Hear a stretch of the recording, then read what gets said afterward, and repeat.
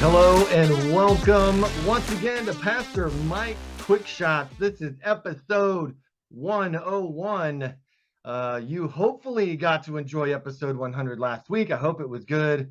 I tried to come back with the greatest hits, if you will, of episodes 1 through 99 and give you a glimpse of what happened and randomly kind of selecting. And it all kind of looks like it's neat see how it fits together. Friends, I'm Michael Mitchell. I'm pastor at DeGraff and Maplewood United Methodist Churches, and I hope that after you enjoyed that, you came back for some more, and that today we find ourselves adjusting and doing something new, if you will. Find ourselves going from the things Jesus taught us to how can we turn this into evangelism?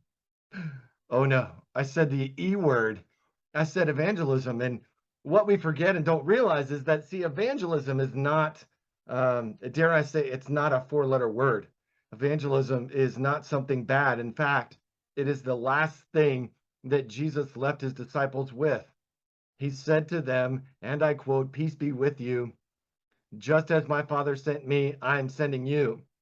This is the final word of Jesus to his disciples, and it's the final word that should still be speaking to us, in that our lives should be lived together, building each other up, loving one another, and creating this new future and this new kingdom that the world can't possibly understand and recognize. That's how the church grew. That's how the first church became, is that they loved each other. Regardless of who they were, regardless of their citizenship, regardless of if you were a follower of Christ, a life changed by the risen Jesus, you had a place there. You had a place there, and it was home. And the thing is, they loved each other and made each other feel like that was home. A lot of times, though, for us, that's hard. It's really hard for us to reach out. We've been hurt. We've been marginalized. We've been pushed to the side. We've been told that our God's dumb. All these things that we've been told about evangelism that aren't true because we listen to the world too much and we don't pay attention to the God that saved us. I had an idea that I was going to go in this direction, and so I started a devotional straight from the YouVersion Bible app called How to Love Your Neighbor. And it's interesting to me the practical advice that they gave and how to show up and be a part of somebody's life, but yet how that can still be difficult. Take this excerpt, for example. All of us have people in our lives that we're close to. It may seem easy to love the people we know well, but in reality, sometimes it isn't. Loving our neighbors means we love them on easy days and on the hard days. We applaud their successes and comfort them when they fail. It's hard to do. But the thing is, we don't have to do that alone. I started this message already once today, and I was interrupted by a dog that didn't fit into my schedule. And I had to leave a place so that I knew I could be alone and knew I only had so much time to do it alone. And then that didn't work. And so I got irritated. And then I got a phone call from a friend that reminded me that God's in the business of already granting the promises that he's given to us, and we just have to accept it.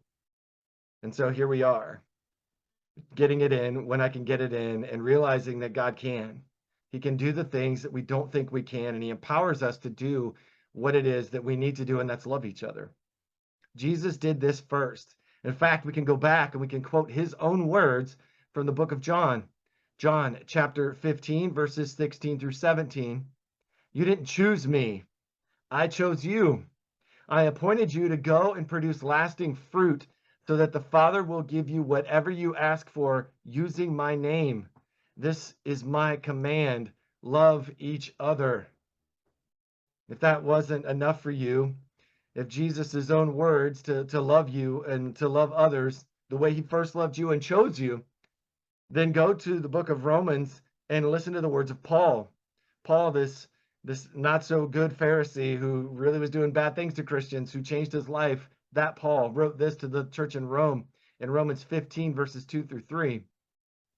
He said, we should help others do what is right and build them up in the Lord. For even Christ didn't live to please himself. Even Jesus at the Garden of Gethsemane said, I don't want to do this. I'm not ready to die for these people. But God, if it's your will, then I'll do it. And so he takes this moment and he relinquishes his power as God in human form, and he bends his own human will to the will of God. And that is when he shows up and he saves all of us through his grace. Now, there's practical ways that we can go about doing this. And one of those, I'll give you three of them. And this comes from that YouVersion Bible app, How to Love Your Neighbor. I'll give you three of them. The first one is lighten their load. When we know someone well, we know when things are going well and when they're not. When someone is facing a struggle, we can be part of the solution. You're close to somebody, you can pick up on those things in their life. You know when they're not well. You know when it's tough. You know when it's hard. I know when people in my family, when they get quiet or they get unresponsive or they want to pull away, that's a sign that says, "Hey, I'm really struggling with something, and I don't know that I want your help or need your help, but could you just listen?" Sometimes it's understanding that a friend has kind of been off the grid for a while and he hasn't talked to you, and or she hasn't talked to you, and you just reach out just to go get a coffee, just to go get lunch, and just to talk. Sometimes you don't have to be a miracle worker, you just have to be present. Number two, extend grace. One of the most important ways we can love our neighbors is to make allowances for their shortcomings. Choosing to extend grace means we forgive those who offend us. After all, God has forgiven each of us so much, it's unwise to justify our unforgiveness towards others. Extending grace is not a difficult thing, but it's difficult for us to sometimes relinquish that control and allow God to be God and let him take care of the revenge that might be in our mind. And sometimes it's a person that we still love, and sometimes it's a person close to us, and extending them grace and allowing them to be a human being, it goes a long way. And it keeps our relationship alive, and it keeps the hope alive. So we started at one with lightening their load. Then we just heard about extending grace. And now we see number three, which is build others up. We just heard Paul say that to the church in Rome. With our words and actions, we do one of two things: build up or tear down. Our world isn't always a friendly one. So let's be bringers of good news to the people that are in our lives. We have a hard time sometimes with those that are closest to us of sharing the message of hope, of sharing joy. We believe that there's people in our life that are going to judge us based upon what they've seen us do and who the person is that we've been.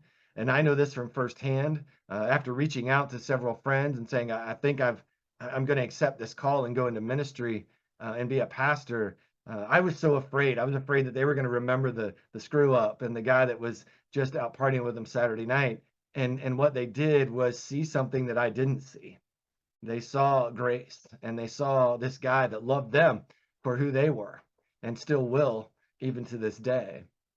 Sometimes building each other up is just acknowledging our failures, acknowledging shortcomings, and just pushing in and realizing that we're all human. We're going to make mistakes, and that's no reason not to love each other.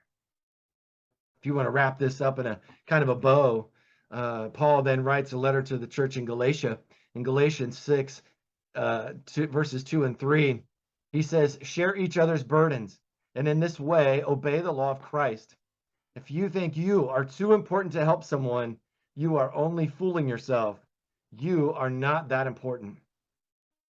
I had a moment where I had to draw back and I had to pull back because I see things, and I'm a fixer of things. If something is broken, I want to fix it. I want to help. I want to do it. And I realized that I have to watch my son go through a football season and not maybe not listen to everything dad says. And when his coaches are doing things that I don't necessarily agree with, I have to pull back and let them be the people that they are. Let them be the coaches that they are. It's hard to let somebody do what they do. Try your best to build them up and give them some hope and give them some tools that any way you can help, you can help. Friends, I'm not sure where you are on this journey of what evangelism looks like to you. To me, evangelism does not look like standing on a street corner, screaming at somebody, telling them that they're going to hell if they don't believe the same way you do. To me, that's not evangelism. To me, evangelism is being a bringer of the good news, The good news that Jesus Christ is the Son of God. He died on a cross, he rose from a grave, and he did so because he loves you, and there's nothing you can do to pay for that gift except receive it. That's the good news. The good news is that he loves you enough that he was willing to take and bear everything that you've done and right that wrong in the eyes of God. Man, that's a good news. That's a good thing. And when we have that hope and we can bring that hope to him, he really loves us back. I hope you'll join us this week. We're going to continue our discussion on evangelism all month of September. So I hope that you'll join us in Maplewood at 9 and DeGraff at 10:30. And friends, join me if you can in this closing prayer. Heavenly Father, I thank you for the good news of your love that Jesus came to share with me, a child of yours. Help me to see you, to know you, and to believe the good news today and every day of my life. Open my heart to share the good news with everyone I meet. I pray this in your name, Jesus. Amen. Friends, I hope you have a great rest of your week, and I hope you enjoyed episode 101. Hopefully there's a 102 coming somewhere. We'll see what life brings. Friends, have a great rest of your week. Be empowered and share that love with somebody. Bye-bye, everybody.